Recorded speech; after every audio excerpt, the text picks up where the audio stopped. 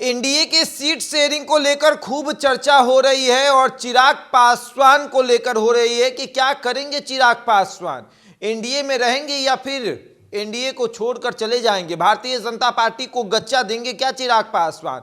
ऐन मौका पर अपने राम यानी जिसके हनुमान कहे जाते हैं, मोदी के हनुमान, उस राम को ये हनुमान धोखा देंगे, उस राम के खिलाफ चुनाव लड़ेंगे। ये तमाम बातें जो हैं वो अब खुलकर सामने आने लगी है। चिराग पासवान के इशारे पर उनके पार्टी के लोग अब नरेंद्र मोदी पर सवाल उठाने लगे हैं। वो पूछ रहे हैं कि चिराग पासवान तो हनुमान की भूमिका में है, लेकिन क्या नरेंद्र मोदी राम की भूमिका में है? क्या वो राम की भूमिका निभा रहे हैं? इस तरह की तमाम सवालें जो है वो पूछे जा रहे हैं। लेकिन सवाल अब ये है कि क्या चिराग पासवान मन बना चुके हैं कि अब भारतीय जनता पार्टी के साथ नहीं चलना है, अब एनडीए में नहीं चलना है, अब हमें आगे बढ़ना है।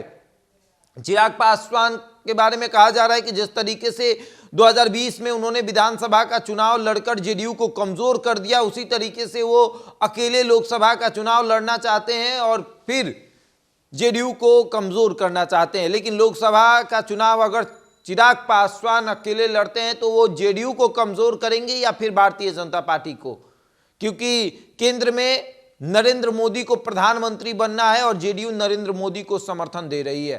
और अगर चिराग पासवान अकेले चुनाव लड़ते हैं तो यानी कि नरेंद्र मोदी का नुकसान करना। अगर जेडीयू का सांसद कमजोर पड़ता है, अगर जेडीयू का सांसद हारता है और उस सांसद की वजह से नरेंद्र मोदी सरकार नहीं बना सकते हैं तो उसके साफ दोषी जो हैं वो चिराग पासवान होंगे। लेकिन चिराग पासवान अभी मन बना रहे हैं, अभी सोच रहे हैं करना क्या है। देखिए, बिहार से गायब है चिराग पासवान, बिहार में वो आना नहीं चाहते हैं। दिल्ली में बैठकर ऐसी रणनीति बना रहे हैं जिस रणनीति पर चर्चा हो रही है। चिराग पासवान को ये लग रहा होगा कि अब भारतीय जनता पार्टी हमारे बारे में सोचेगी, लेकिन एक बात तो ये है कि चिराग पासवान को लेकर भारतीय जनता पार्टी ये तय कर चुकी है कि अब हमको घमंडियों को अपने साथ नहीं रखना है। अब जिस घमंड में चिराग पासवान है, जिस तरीके से चिराग पासवान कर रहे हैं, भारतीय जनता पार्टी ये समझ चुकी है कि ये अब हम लोगों को चिढ़ा रहे हैं या फिर हम लोगों के सामने शर्त रख रहे हैं कि अगर आपको हमारे साथ चलना है, अगर आपको हमको रखना है तो फिर आपको समझना पड़ेगा कि चिराग पासवान को साथ रखना मतलब 5 से 6 सीट आपको देना पड़ेगा। और 5 सीट अगर चिराग पासवान को दिया जाता है तो जेडीयू कहेगी कि हमें 16 सीटों पर चुनाव लड़ना है। ये इसलिए क्योंकि चिराग पासवान का ना विधायक है और सिटिंग सीट की बात करें तो मात्र 2 ही सिटिंग सीट है और 6% वोट है। और उस आधार पर अगर आप उनको 5 सीट दे रहे हैं तो हमारे पास 45 विधायक है, 16 सिटिंग सीट है सांसदों का, उस आधार पर 16 पे हम चुनाव लड़ेंगे। और जब जेडीयू 16 पर लड़ेगी तो भाजपा कहेगी कि हम भी 17 पर चुनाव लड़ेंगे।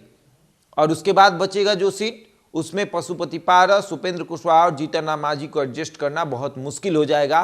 तो एक चिराग की वजह से एनडीए या फिर भारतीय जनता पार्टी पशुपति पारस, जीतन राम मांझी और उपेंद्र कुशवाहा को नाराज करना सही नहीं समझेगी। इसलिए इन तीनों के लिए वो चिराग पासवान का बलिदान बर्दाश्त कर सकती है। अब आगे देखिए क्या होता है, किस तरीके से चिराग पासवान ये सब कुछ मैनेज करते हैं, ये भी देखने वाली बात होगी। बहरहाल इस खबर में इतना ही, बने हमारे साथ और देखते रहें द इंडिया टॉप।